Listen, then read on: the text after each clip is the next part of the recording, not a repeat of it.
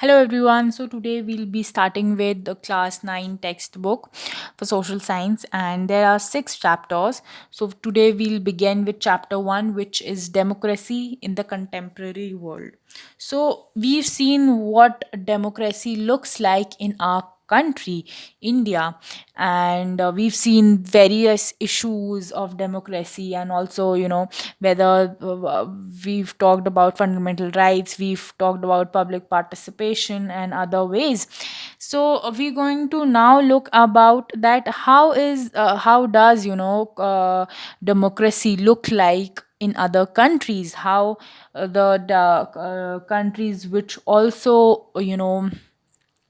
work on the principle of democracy, how does their country look like. So we are here. Chapter 1, Democracy in the Contemporary World. This book is about democracy. In the first chapter, we see how democracy has expanded during the last 100 years uh, to more. And more countries in the world, more than half of the independent countries in the world today are democracies. So more than half of the countries which are independent today, they work on the principle of democracy. And this expansion of democracy has not been smooth and straight. This ride of achieving democracy wasn't straight, like it wasn't like a click of a finger. Has taken a lot just like our independence and everything struggle, the story, other countries also have gone through the same process, or maybe in a different way. It has seen several ups and downs in different countries. It still remains an unstable and uncertain achievement. Even when today there are so many countries who have achieved independence and claim that they work on democracy, but still they're unstable, and they have an environment which is uncertain, as in there are many other groups who are working to pull down the government. This chapter begins with different stories on the making and unmaking of democracies from different parts of the world. The stories are meant to give a sense of what it means to experience, what is it like to have a democratic country and its absence. We present the pattern of a spread of democracy, first with a series of maps and then with a short history. The focus in this chapter is on the democracy within a country. So we'll see how a country has achieved the democracy that it has today. But towards the end of the chapter, we take a look at democracies or its absence in the relation among in the relations among different countries. We examine the working of some international organizations. Then we'll talk about some of the international organizations that are there. This allows us to ask the big question: are we moving towards democracy at the global level? So we'll be able to question that whether we are able to move towards the greater we are able to achieve democracy at a global level, whether all the countries that are there in the world today, do they have all do every all the countries have democracy or not, or if they don't, why don't they have, and how democracy has expanded over the last 100 years. So here is a picture. What is it about? President Salvador Allende wearing a helmet. So he is Mr. President Salvador. Um, and the security guard in front of La Monedas, that is Chile's presidential palace. So Chile is a country, and we are seeing what about it on 11 September 1973, hours before his death.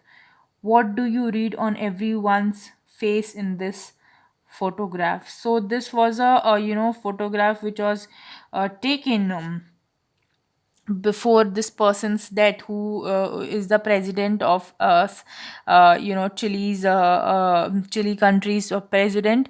And this photograph was taken maybe few hours before his death. So can you read the facial expressions on their faces?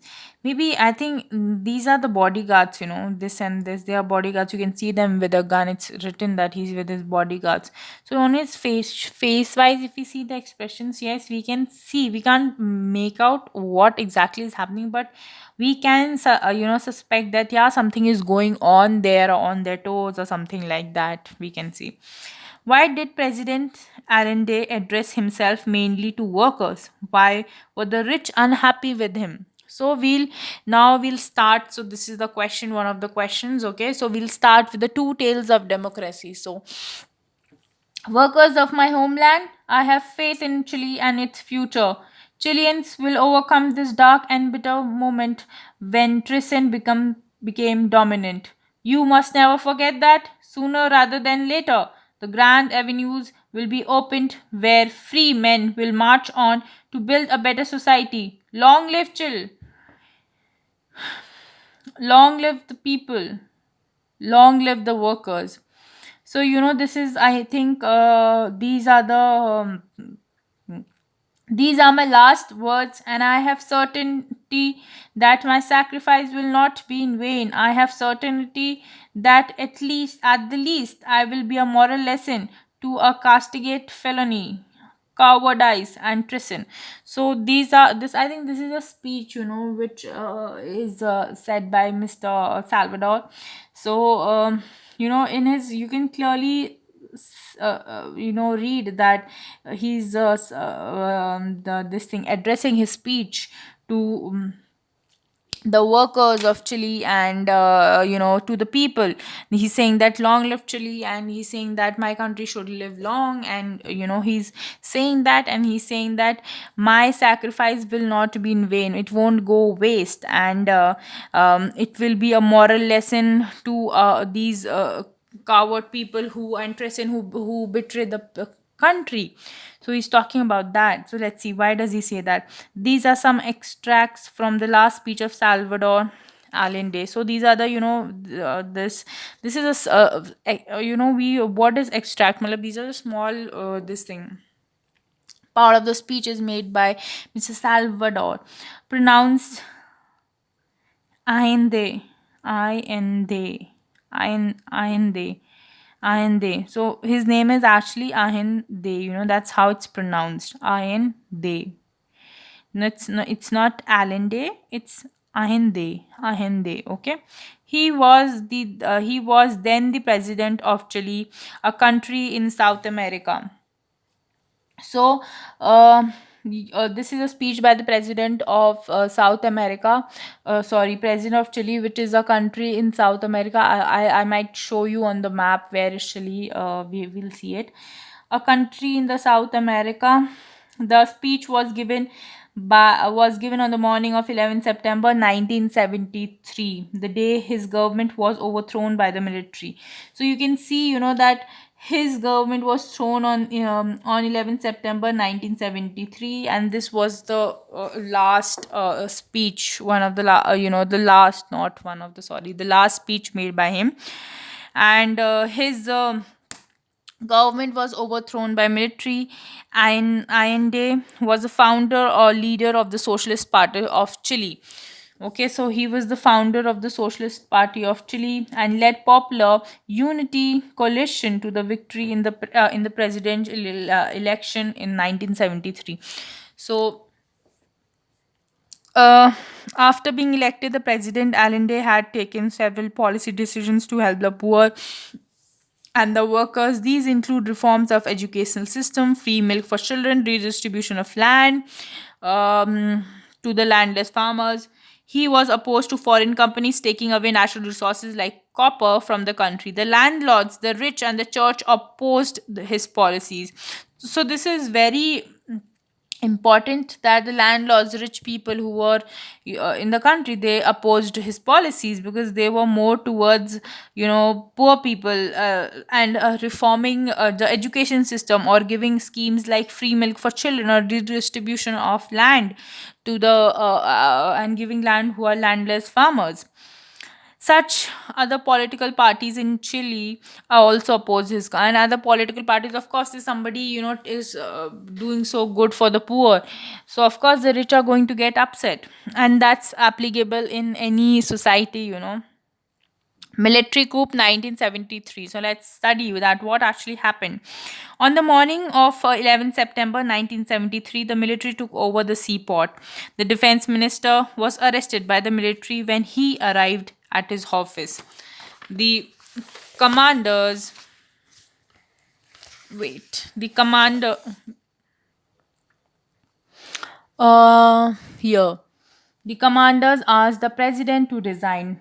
Allende refused to resign or leave the country, so he refused. But realizing the danger to the country and to his life, he addressed the people on the radio, part of which we read in the beginning. Then the military surrounded the president's house and started bombing it. President Allende died in the military attack. So he died in the attack. He was asked to leave his surrender to the military, and he was asked to resign, but he said, no, I'm not going to resign or leave my country. This is my country. He was right in saying that. And that's how, before he was killed, or because there was bombing, he addressed the people of Chile through the radio system. President Okay, he was dead. This was a sacrifice he was talking about in his last speech. We heard that his it will be a moral lesson, and his sacrifice will not go in vain.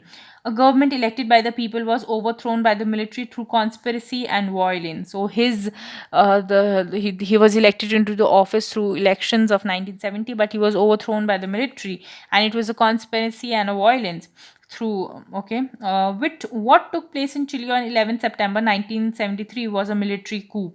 So what is it called, that military taking taking the defense minister under their control and everything? What is the term? It is actually it is called as military coup. General Augusto Pinochet, pronounced Pinochet. So it's Pinochet. So these pronunciations are very different, because obviously these are not from our country, India, and so the pronunciation might be like a very different, but which I might not be able to pronounce correctly. So I'm sorry, but it's Pinochet or Pinochet, she, because she. An army general led the coup. So he was a general, Mr. Augusto, who led the coup. The government of the United States of America was unhappy with Allende's rule and is known to have supported and funded the activities that led the coup. So here they are claiming that they're saying that even the American government was unhappy with the policies and everything, that how it worked with Mr. Salvador.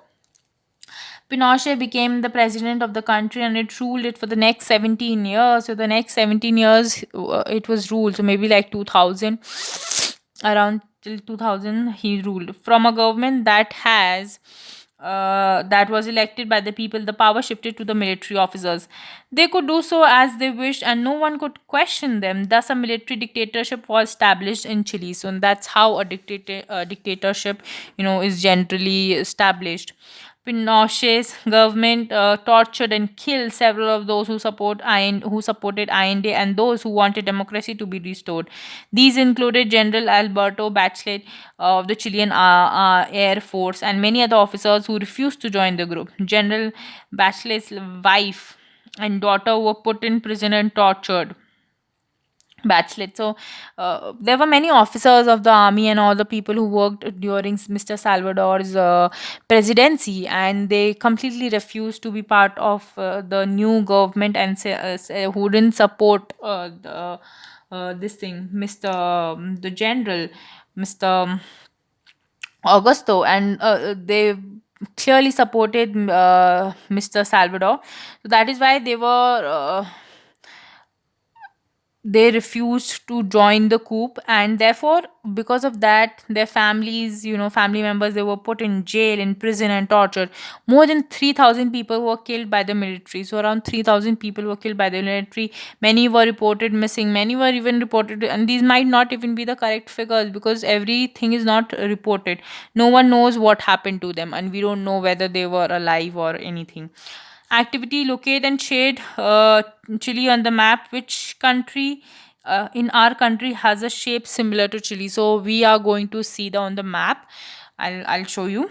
Follow the newspapers from 1 month and collect news items related to any of the countries in the Latin America. Did you find the news coverage adequate?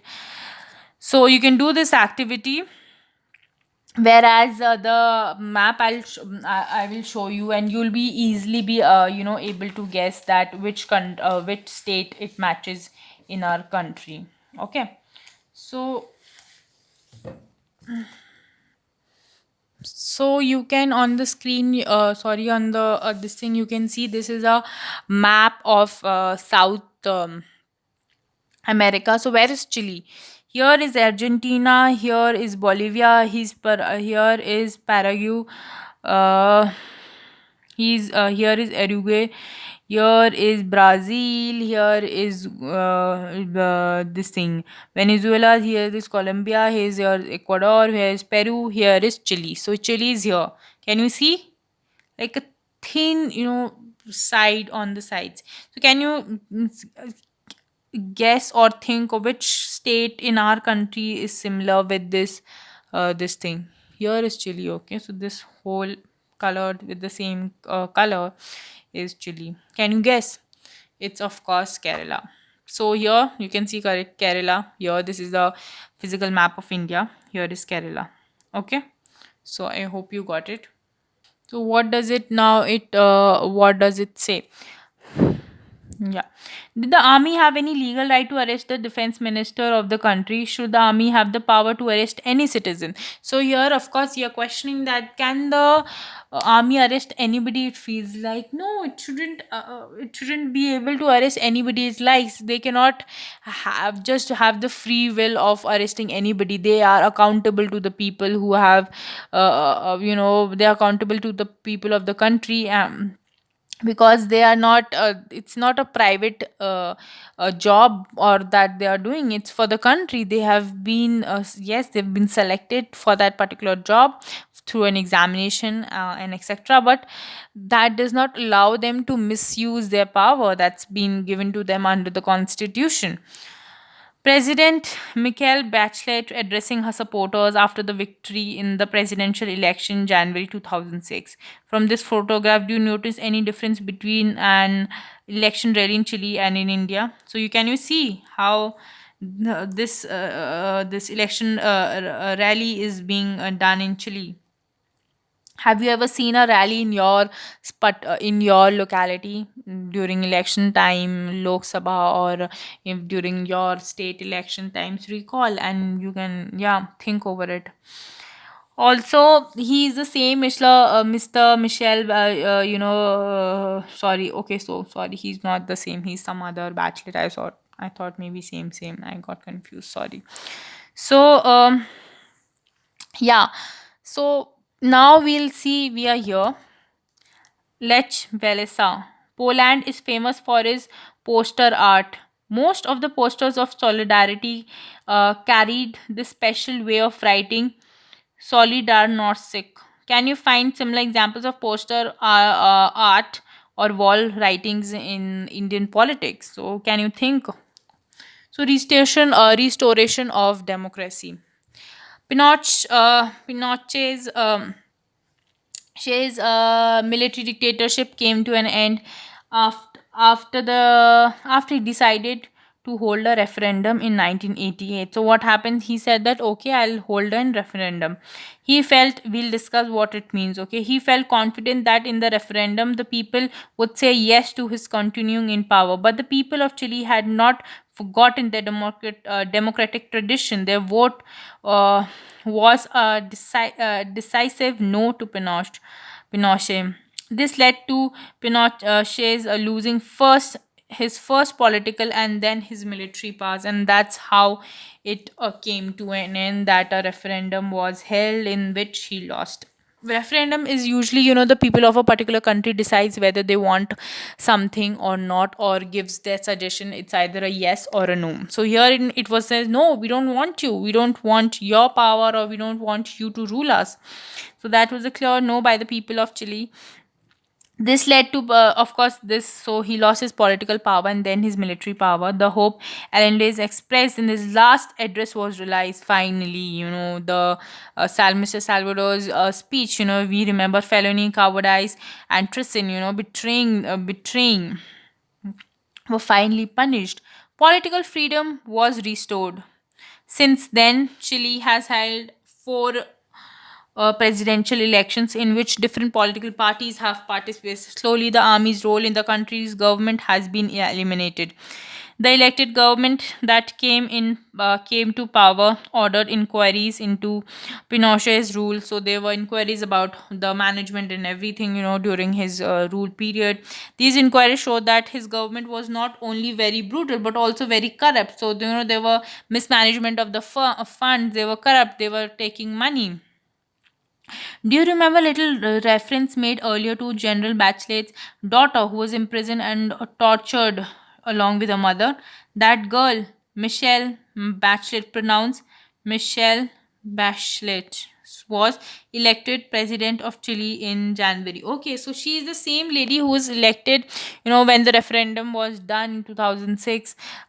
She's the same, sorry, not in 2006, it was 1988. So this is about this photo, sorry, this photo, she's the same girl of the, she's the same daughter, who the girl who was sent to prison along with his mother, because they were the family of General Albert Bachelet, who refused to join the coup and who believed in the power of democracy and the principles of it. So of course they had to be punished. So they were, but Miss Michelle, who was the daughter, she's the same girl who was tortured and is now the president of Chile in January 2006. She's a medical doctor and a moderate socialist. Michelle became the first woman to be defense minister in Latin America. So she was the first women to be a defense minister in Latin America. In the presidential elections, she defeated one of the Chile's richest men. In this photograph of a victory speech, she's saying to her supporters, because I was a victim of hatred, I have dedicated my life to reverse that hatred and turn it into an understanding, tolerance, and why not say it into love. So she's telling that how she has tried to turn the hatred and all that hatred, that she has gone through, in her life, whether it was in the prison and everything, so into something which, into tolerance, into understanding, and maybe even love the country she's been born, and work for it. So democracy, now we've seen the this thing, uh, we've seen it, case study. So this was actually, it's called a case study. So it's we've seen the case study of Chile. Now we are going to study how is it like the democracy in Poland. Let us turn to another event, this time from Poland in 1980. At the time, Poland uh, was ruled by the Polish United Workers' Party. This was one of the many communist parties that ruled in several countries of East Europe at that time. In these countries, no other political parties were allowed to function. So they are saying that only one communist party is going to rule. The people could not freely choose the leaders of the communist party or the government. So the people had no say in it. Those who spoke against the leaders of the party or the government were put in prison. So they were put in prison. The government in Poland was supported and controlled by the government of the Soviet Union. So they were controlled and supported by the people, because of the USSR. On 14th August 1918, the workers of shipyard in the city of Gans- Dansk went on a strike. So the workers of Lenin shipyard, they went on a strike. The shipyard was owned by by the government. So this shipyard was owned by the government. In fact, all the factories and big property in Poland were owned by the government. Most of the big properties in Poland was under the government. The strike began with a demand to take back a crane operator, a women worker who was to to take back a crane operator, a woman worker, who was unjustly dismissed from service. So there might have been an incident where the woman, who was crane this thing operator was dismissed from service unjustly. Matlab she it wasn't her fault. Maybe the strike was illegal because trade union independent of the ruling party were not allowed, uh, to strike, so it was unlegal. As the strike continued, a former electrician of the shipyard, Les Velesa, pronounced Lek Velesha, joined the strikers. He was dismissed from service in 1976 for demanding higher pay. Velesa soon emerged as a leader of the striking. So now we know about this person. Began leader of striking workers. They began to spread across the whole city. Now the workers started raising larger demand. They wanted the right to form independent. They said that we want to have a right to form trade unions. They also demanded the release of political prisoners and an end to a censorship on press. The movement became so popular that the government had to give in. Finally, the government said, okay, okay, we'll give in. And the workers led by Velesa signed a 21-point agreement. This 21-point agreement with the government that ended their strike. The governments agreed to recognize workers' right. So here's a 21-point agreement which was signed between people, which was actually made by the workers. So recognize workers' rights to form independent trade union, their right to strike. So they talked about workers' right to form independent trade union, their and the right to strike. After um, Dansek, you can say Dansek, maybe G silent, agreement was signed, a new trade union called Solidarity. Solidarnosc in Polish was formed. So solidarity matlab, solidarity basically means to stand up for, that they stand with you. Some things, sometimes if something bad happens and people say that I stand in solidarity, matlab, you also stand for that incident that happened, or you also believe in that particular thing, or that's what it means. It was the first time an independent trade union was formed in any communist states. Within a year, Solidarity swept across Poland and had about 1 crore members. Revelations of widespread corruption and mismanagement of the government made matters worse for the rulers. The government, led by General Zarusliski, grew anxious and imposed martial law in December 1981. Thousands of Solidarity members were put in prison. Freedom to organize, protest, and express opinions was once again taken away. So that's how first they had to fight for having the right to form trade unions, or the right to strike. And again, when the again it was taken away from them because of the government led by General Jerusalem. They they got anxious that what if they might this whole movement might be into a big movement and they might overthrow them. So a martial law was imposed in December 1981. Thousands of Solidarity members were put in prison. Freedom to organize, express opinions was once again, and that's how it was taken away once again. Another wave of strikes, again organized by Solidarity, began in 1980. Again, there was this wave of strikes, and this time the Polish government was weaker, and this time they were weaker. The support from Soviet Union uncertain, and the economy was in the decline.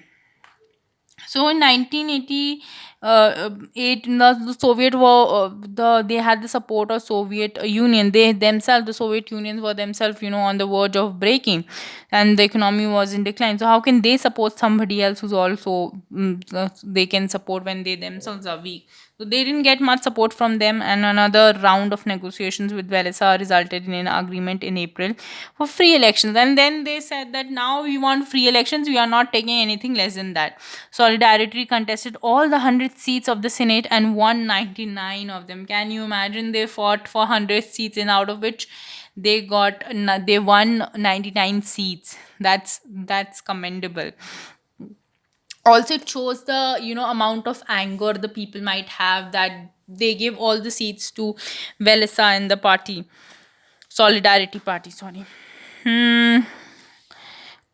In October 1990, Poland had its first presidential election in which more than one party could contest. First we talked about that only the Communist Party could rule, and that was the only party, and even the leaders of them they were not to be chosen by people. So you can see, locate Poland on the map, write down the names of the countries that surround it. We'll do this exercise. Wait. Name. So this is the sorry, Poland comes in the continent of Europe. So we locate Poland. Where is it? It's here. Poland is here. So which countries do Poland surround? We've written the name. There are many countries here. Let's see on the map clearly. Let me focus. Yeah. So we can see, we'll start from here. Okay, let's go clockwise. We can see Belarus, yes. Okay, it is there. Ukraine. Okay, yes, Ukraine also. Then Slovakia, yes. Then Czech Republic, yes. Then Germany, yes. And here, no. It's not surrounding. Okay, there's a river, Baltic Sea is there. Then Russia, yes. So we can see these are the countries, which are surrounding it.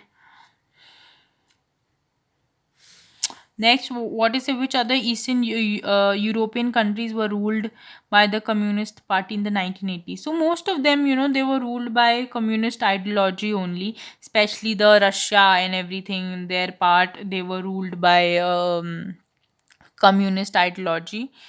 And make a list of political activities that you could not have done in Poland in 1980s but you can do in our countries. So protest, strike, trade unions, these were all the things that could not be done in Poland, but you're free to do it in our country. You have the right to protest, because protest is a form of public participation, and that's the one of the basic ideals of a democratic country. So yes, you can also see the other countries, of Europe, and then see, or maybe Google about Europe, interesting features, and discuss with your classmates.